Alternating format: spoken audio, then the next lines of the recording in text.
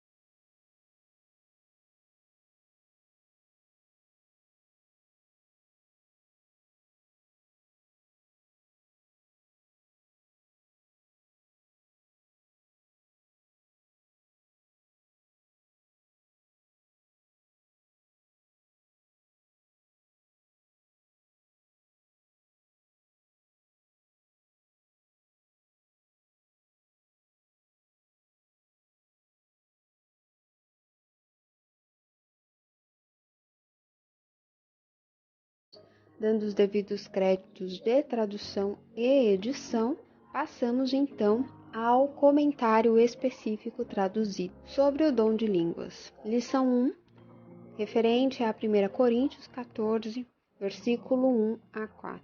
Primazia do dom da profecia sobre o dom de línguas. Primeiro, buscai a caridade, mas também desejai com emulação os dons espirituais, especialmente a profecia. Pois o que fala em línguas não fala aos homens, senão a Deus. Em efeito, nada ele entende, diz verbalmente coisas misteriosas. Pelo contrário, o que profetiza fala aos homens para sua edificação, exortação e consolação. O que fala em línguas edifica-se a si mesmo, e o que profetiza edifica toda a assembleia. Uma vez afirmada a excelência da caridade a respeito dos demais dons, logicamente compara agora o apóstolo os demais dons entre si, e mostra a excelência da profecia sobre o dom das línguas. Para isto faz duas coisas. Primeiro mostra a excelência da profecia sobre o dom das línguas e logo como se deve usar tanto do dom das línguas como o da profecia. Primeiramente, faz duas coisas. Faz ver que o dom da profecia é mais excelente que o dom das línguas. Em primeiro lugar, por razões relativas aos infiéis, e em segundo, por razões da parte dos fiéis.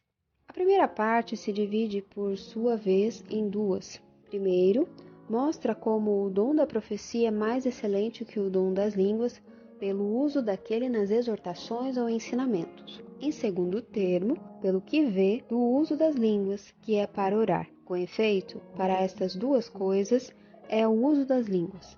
Por isso, aquele que fala em línguas, peça para poder interpretar. Enquanto ao primeiro, ainda duas coisas. Desde logo antepõe uma, pela qual se assegura o que se segue. E ela é isto: dito está que a caridade excede a todos os dons. Logo, se isto é assim, buscai, isto é, esforçadamente, a caridade, que é o doce e proveitoso vínculo dos espíritos. Ante todas as coisas, a caridade, como está em 1 Pedro, capítulo 4, versículo 7. Sobre todas as coisas, tenham caridade, como está em Colossenses, capítulo 3, versículo 14. Mas como nas coisas espirituais existem certos graus, porque a profecia excede o dom das línguas, se disse, especialmente a profecia, como se dissera, entre os dons espirituais desejai com maior emulação o dom da profecia. Não extingais o espírito, não desprezeis a profecia. 1 Filemon, capítulo 5, versículo 19 a 20. Mas para a explicação de todo o capítulo, devem-se ter desde agora em conta 3 coisas a saber. O que é profecia? De quantos modos se designa a profecia na Sagrada Escritura? E o que é falar em línguas? Acerca do primeiro, se deve saber que profeta é algo assim como o que vê ao longe. E, em segundo lugar, alguns o entendem como falar prognósticos, mas, todavia, melhor se toma por guia, farol, que é o mesmo que ver. É, pois, a profecia a visão ou manifestação de futuros incertos ou do que excede a inteligência humana, mas para tal visão se requerem 4 coisas.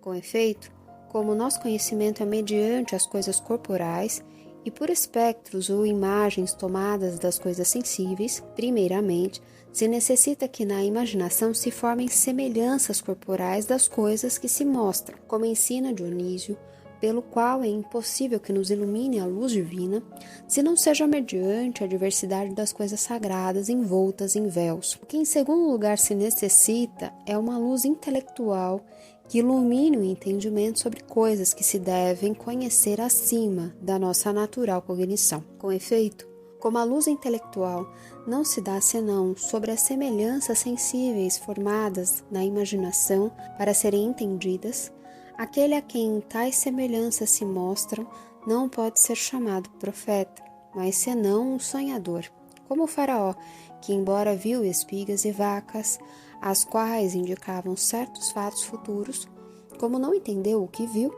não se chama profeta, senão o que é aquele José que fez a interpretação. E o mesmo há que se dizer de Nabucodonosor, que viu a estátua, mas não entendeu, pelo qual tampouco ele foi chamado profeta, senão a Daniel, pelo qual se disse em Daniel capítulo 10, versículo 1, lhe foi dada na visão sua inteligência. O que em terceiro lugar se necessita é ousadia para anunciar o revelado, pois para isso fez Deus suas revelações, para que sejam manifestadas aos demais. Eis, eu ponho minhas palavras na tua boca, como em Jeremias capítulo 1, versículo 9.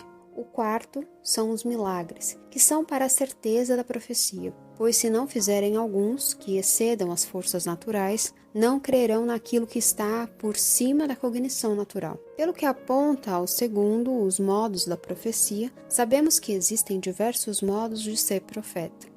Com efeito, às vezes se diz que alguém é profeta porque tem estas 4 coisas, a saber, que vê visões imaginárias e tem a compreensão delas, e ousadamente as manifesta aos demais, e também faz milagres, e de um, como está dito em Números, capítulo 12, versículo 6, se existe entre vós um profeta, e etc. Chama-se também às vezes profeta o que só tem as visões imaginárias, mas impropriamente e muito de longe. Também se diz às vezes profeta ao que tem a luz intelectual para explicar também as visões imaginárias, ou feitas a ele mesmo, ou a outros, ou por expor os ditos dos profetas ou as escrituras dos apóstolos. Mas o que aqui diz o apóstolo em todo o capítulo sobre os profetas deve-se entender do segundo modo, isto é, do que se diz que profetiza aquele que explica, em virtude da luz divina e intelectual, as visões recebidas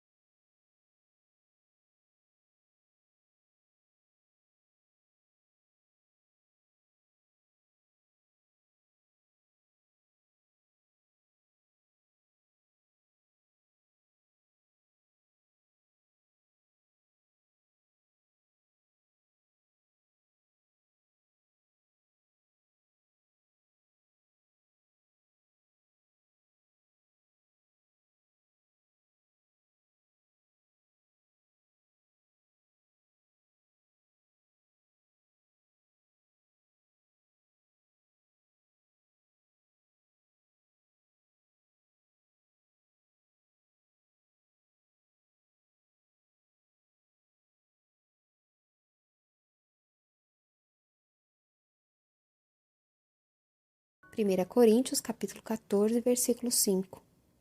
Que o dom de profecia exceda o dom de línguas o prova com 2 razões, das quais toma a primeira da comparação de Deus com a igreja, e a segunda razão se toma da comparação dos homens com a igreja. A primeira razão é a seguinte: aquilo pelo qual faz o homem as coisas que não são unicamente em honra de Deus, mas também para a utilidade do próximo, é melhor que aquilo se faça tão unicamente em honra de Deus.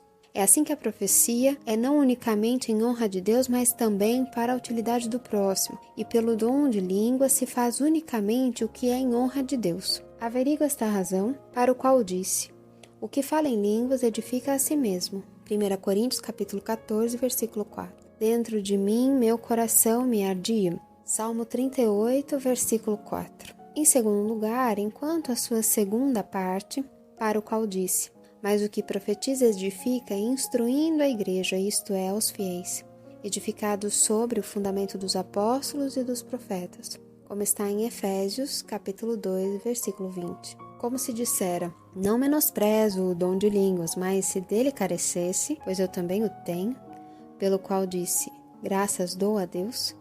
E para que não se creia que todos falavam uma só língua, disse: porque falo todas as línguas de vós.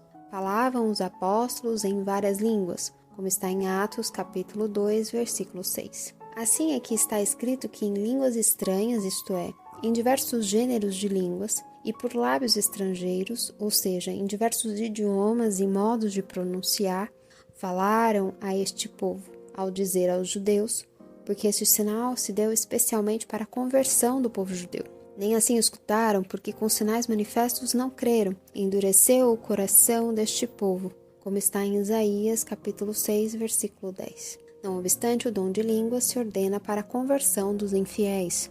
Disse, pois, primeiramente que o modo de usar do dom de línguas deve ser de tal maneira entre vós que se fala em línguas, ou seja, sobre visões ou sonhos. Tal discurso não se faça por muitos, de modo que o emprego do tempo nas línguas não deixe lugar aos profetas e se gere a confusão.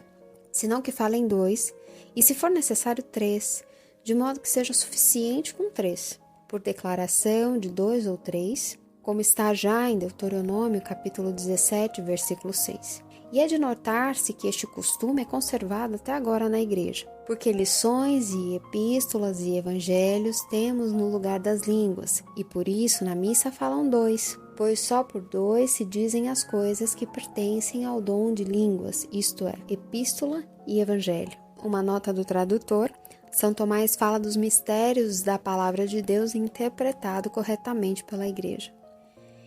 Continuando, ensina quando não se deve usar das línguas, dizendo que se deve falar por partes e que haja um que interprete. Porque se não há quem interprete, que quem tiver o dom de línguas guarde silêncio na assembleia, isto é, que não fale nem anuncie as pessoas na língua desconhecida. Nota do editor: sendo língua desconhecida, sonhos, visões ou qualquer outra coisa sem entendimento. Assim é que não vale o pretexto de que te impulsiona o espírito sem que possa calar. Contudo, como, todavia, poderia objetar-se que aquilo não ocorreria porque somente aos coríntios mandava o apóstolo essas coisas e não às demais igrejas, pelo que até como algo molesto poderia ser considerado, agrega que isto ensina não somente a eles, senão também em todas as igrejas, e com efeito disse: como ensino em todas as igrejas dos santos sobre o uso das línguas e da profecia. Já disse acima que tenhais todos um mesmo sentir, como está em 1 Coríntios, capítulo 1, versículo 10. Muito bem, esse é o comentário a respeito do ponto mais curioso da carta aos Coríntios, e nós devemos nos lembrar a respeito do grau de importância de um texto escrito por Santo Tomás, como contei a vocês no último comentário. Santo Tomás se chama doutor dos doutores porque a igreja abraçou a sua doutrina como sua. Tanto, como disse anteriormente, os textos de Santo Tomás são sim de suma importância e ele é o primeiro doutor que consultamos. Um doutor é aquele que tem conhecimento teológico e vida de santidade que extrapola o comum. O conhecimento teológico de um doutor é acima do convencional.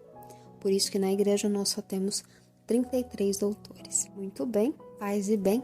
Até a próxima. Tchau, tchau.